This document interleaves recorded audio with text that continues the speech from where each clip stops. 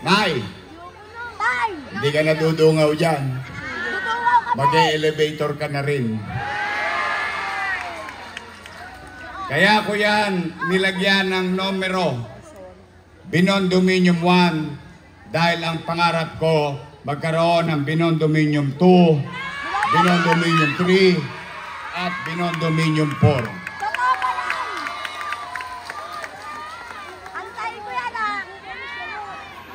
Kung pinalad lang tayo, natanganan natin ang mas malaking resources ng national government. Baka ngayong gabi, nagse-celebrate tayo dahil hanggang Binondominium 4 tapos na. Grabe, dinumog ang proclamation rally ni Isko Moreno dito sa District 3 ng Manila naman. At kasama din sa planong gagawin ni Isko kapag nanalo ay magpapatayo pa nitong Binondominium 2, 3 hanggang 4. So malalim kabayan dito sa Delpan Street ay nagkaroon na ng housing project. So maraming mga barong-barong ang natanggal dito at karamihan sa kanila ay nalipat dito sa Binondominium. So tara alamin natin yung mensahe ni Isko ngayon.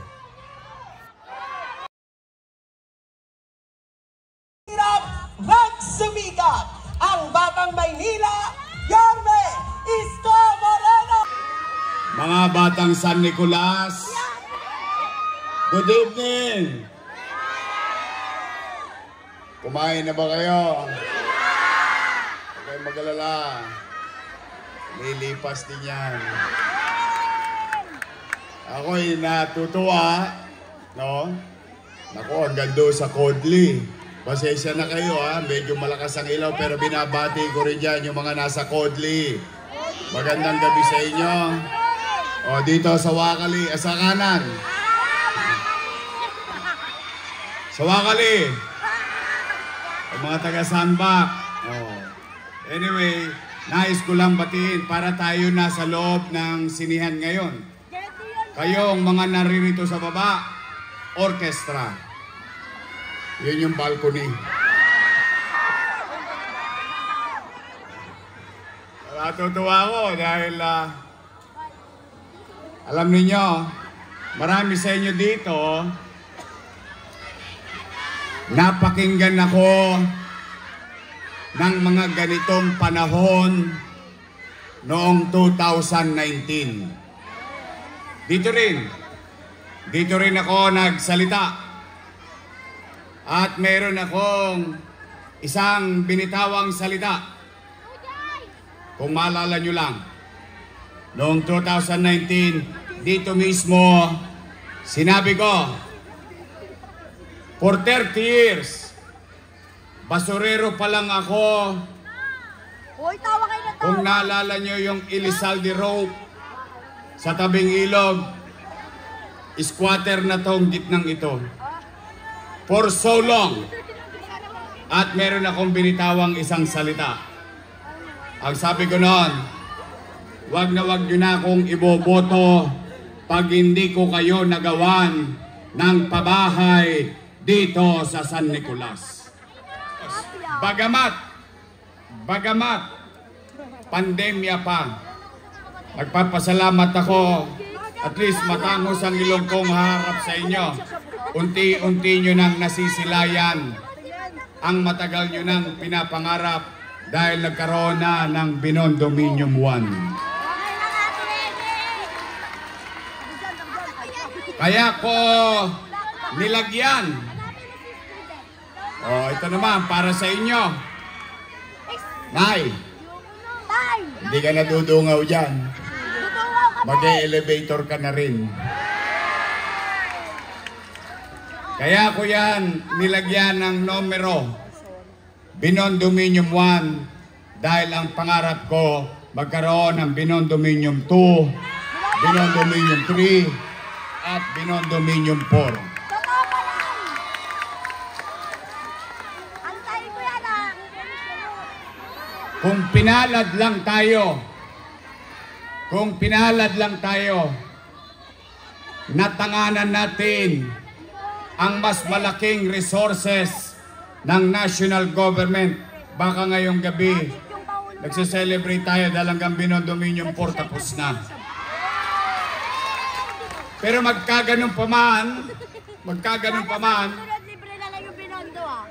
tuloy ang buhay. Tama nga ako parang maganda po. Sabay-sabay tayo mangarap. Pangaling na ako. May awa ang Diyos. Sa tulong ninyo, nakabalik tayo. Wait, sa Ito, mga taga San Nicolas, pumunta na kayo kay Cebuana Lulier. Isang lanyo na to. Tatayo ako kayo ng Binondominium 2. Dito, kayo dyan, nandiyan dyan. Hindi na kayo maglalabas sa kalsada. Hindi na kayo maliligo sa kalsada. At hindi na rin kayo magsasyarong kuneta. Bakit ko po nabanggit si Sharon Cuneta? Alam nyo, nung araw, ganyan din yung bahay namin. Ang tawag nung araw, condominium. Patong-patong na squatter. Kung meron man nakakaalala sa inyo dito, yung Mabuhay Street sa Arten. Kaya ko nabanggit na Sharon Cuneta dahil pag sumasama ang tiyan namin, ang kinakanta namin, balutin mo ako, labis ng iyong pagmamahal. Kaya lahat ng truck sa Arten, kawawa. Pag ginabot yun, nako, Diyos ko. Mga nanay ko, mga tatay ko, kumapit kayo, may awa ang Diyos. alam mo ah. May awa ang Diyos. I'll do my best. Ha? Sa mga minamahal kong lolo at lola, Ano naman kami? I love you. Pinaka-paborito ko yan. Yung mga nanay at tatay natin, senior citizen.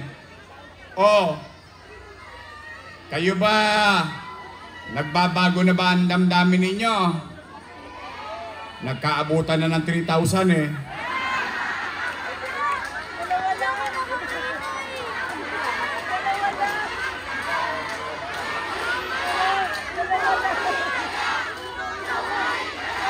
Talaga? Kahit na ginawa nilang 3,000 yung 1,500? Talaga? Gusto niyo ba talaga akong bumalik? Di nga. O taas nga kamay na gusto akong bumalik. Promise? Thanks man ha? O sige. Siyempre, nangangamba din ako. Baka minsan mabuladas kayo. Dahil hindi lang nagabot ng 3,000, nagabot pa ng 1,000. May 5 kilong bigas pa. Baka nagbago na damdamin ninyo. Talaga? Araw-araw akong inalmusal ng mga yon. Ako ang almusal. Tanghalian. Hapunan. Yung isa naman, ginawa kong pulutan sa inuman.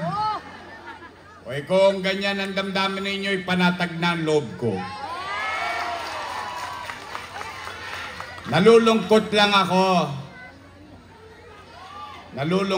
ako dahil yung mga dati kong kasama, nung araw, panay ang papuri sa akin. Ngayon, ako na ang pinakamasama sa mata nila. Kaya nga, ulitin ko, tanong ko, gusto niyo ba talaga akong bumalik? Marami daw akong utang. Talaga?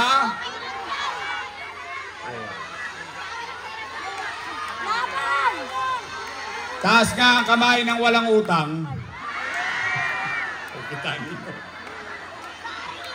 Ako naman, sa totoo lang, hindi naman ako papatol sa kanila. Yung mga panirang ginawa nila, simula nung Nobyembre, nung Disyembre, January, February, patawag dito, patawag doon, 1 bulig dito, 5 kilo doon. Siyempre, nakakatakot din dahil gipit ang tao. Sabi ko naman, doon sa mga nakausap nila, sabi ko, tanggapin nyo lang tanggapin. sayang din 5 kilo. Pansaing din yun. Tapos may isang bulig ka pa. May pan-Jollibee ka pa. Mamantikaan man lang tayo kahit konti. Tama ba? Pero, mga kababayan, ngayong gabi, wala kayong maririnig na panira sa amin. Wala. Bakit? Hindi mo kailangan manira ng kalaban mo sa politika at hilain mo yung paa para ikaw naman ang umangat. Hindi totoo yon. Ang taong naninira kasi walang nagawa.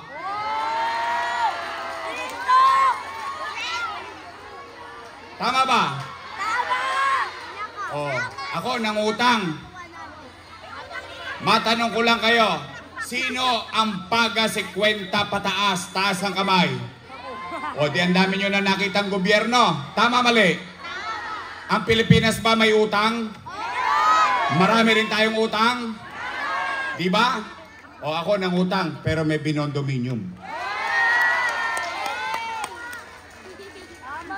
Nay, tay, mga lolo't lola ko, mga batang Maynila, ni minsan hindi ako nagkubli sa inyo.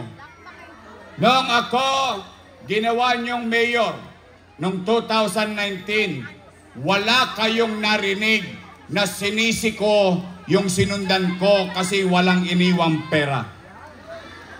Nag-move on kagad ako. Bakit? Ibumoto na nga kayo ng bagong mayor. Ibig sabihin, ayaw nyo sa patakbo nung nakaraan. Tama mali? Nag-move on tayo.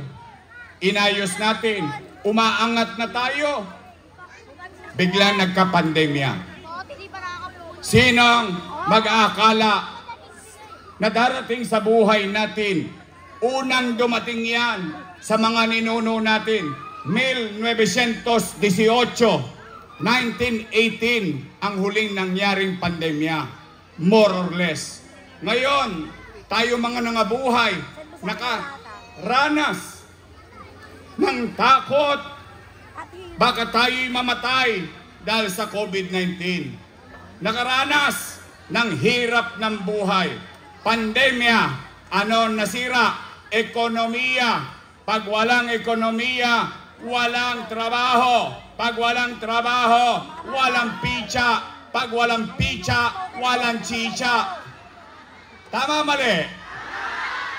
Pero, kayo na mga nasarapan, sa Wakali, sa Nangka hanggang doon sa Kodli, kayo na lang ang testigo ko dahil yung iba'y patay na. Wala man tayong magagawa. Talagang ganun na nangyari. Kayo na mga naparito, at least kaya nyong sabihin sa mga salinlahi natin na noong pandemya, walang nagutom sa lungsod ng Maynila. Mayaman, middle class, mahirap, pantay-pantay, buwan-buwan, may food box. Sa Quezon City, sa Makati, o sa amang parte ng Metro Manila, ano meron? Hindi ko alam. Pero sa Maynila, sigurado ako, walang nagutom na bawat pamilya sa lungsod ng Maynila. Nakaraos tayo. Nakatawid tayo. Matanong ko lang kayo, real talk tayo ngayon. Sige! Taas ang kamay ng may anak dito. Ay. Wala pala. Matanong ko kayong diretsahan. Pag walang makain ang pamilya nyo, gagawa nyo ba ng paraan? Iraraos nyo? Lahat gagawin nyo? Ganon din ang ginawa ko bilang ama ng 2 milyong Manileño noong pandemya. Kaya may taong naninira, walang maikwentong nagawa, o tayo magkukwento na may kwenta. Tingnan natin, kwentahin lang natin para lang magka-idea tayo. 700,000 families times 1,000. 700,000 times 1,000 magkano? Hindi ko nga alam yung 7,000. Patay na. Ang dami ng zero. 700 million pesos buwan-buwan. Times 8. Ewan ko. Lalo na nagka-leche-leche. Sabat! 8 times 7. Ano ang pagyo? 5.6 billion piso. Saan ko kukunin yun? Ano, umipot ako ng ginto? Kaya ba yan, Yorme? Chicha pa lang yun. Remdesivir, Tocilizumab, Molnupiravir, AstraZeneca bakuna, daang-daang milyon. Ospital ng COVID, 300 million. Sa Luneta, mabuhay lang ang mga taga Maynila noong pandemya. Isama nyo pa, naalala nyo yung unang-unang bigay? 700,000 times 1,000 pesos bawat pamilya. 700 Naalala nyo yun? Additional 700 million pesos. 400 million. O ngayon naman, ipaalala ko lang, total kwentong may kwenta eh. Taas ang kamay ng may anak na nag-aaral sa public school dito sa Maynila.